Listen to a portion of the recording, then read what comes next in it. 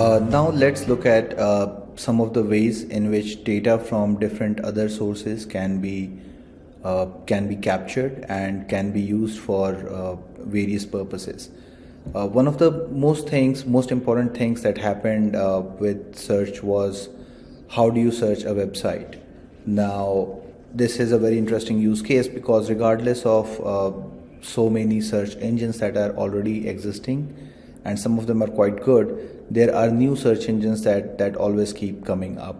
So this is one of the most foundational use cases. And when it comes to websites, there are basically two ways in which a website or the data of a website can be stored and can be used for as a data set for various machine learning problems. The first use case, the first way in which we can grab this data is using the APIs. For example, there are certain websites that provide APIs for example, search in itself, and there are RSS feeds, for example, wherein through you can get a feed of all the latest content that is happening on the website. These APIs can be, for example, it can be a GraphQL API or it can be a RESTful API. The RESTful APIs are the ones that have been existing for a very long period of time. They are the standard CRUD APIs wherein you provide an HTTP request and then there is a response that happens, and there are different kinds of HTTP requests that are used to perform certain specific actions. For example, there is an HTTP request for GET, which allows you to get certain information. There is an HTTP request for POST that allows you to post something to the web server. For example, when you are entering your login ID and password to a website, most oftenly it is going to use an HTTP POST method. Similarly, there are methods for update and delete as well, and any HTTP API that is built around these conventions is called a RESTful API. GraphQL is a rather new way of exposing APIs, wherein there is a particular endpoint of GraphQL, and then there are various data structures, and you can query those data structures. You can create arbitrary queries, and they can return responses based on the query that has been sent to the GraphQL server. However, most of the cases they don't have any proper API, and in those cases the only way to capture information from the websites is through scraping these websites. Scraping is a process in which the contents of a particular website are extracted from the HTML that is rendered on the browser, and those contents are then cleaned and stored to prepare a data set, either for providing a search engine or for providing, let's say, sentiment analysis of the websites. Now, when we talk about scraping, there are very efficient libraries in Python, for example, Beautiful Soup, which can be used to extract contents from markup languages like HTML. This typically works for a static website, and for a dynamic website there is a different approach that needs to be taken.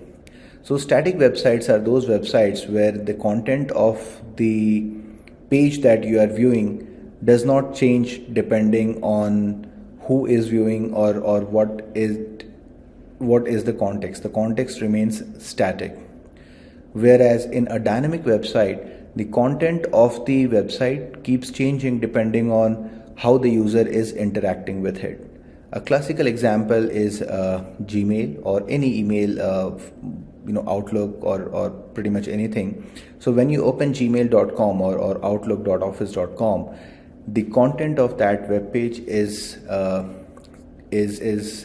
loaded typically later via an AJAX call, and the contents are very specific to what the user is viewing or who is logged in, and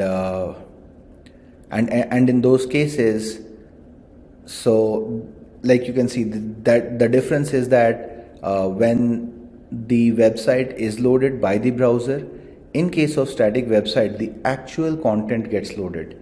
In case of dynamic website, what gets loaded is a lot of JavaScript code, and then these JavaScript code interacts with the backend server, the web server, to find out what is the best content, and then the backend server provides those content, and those content are loaded later.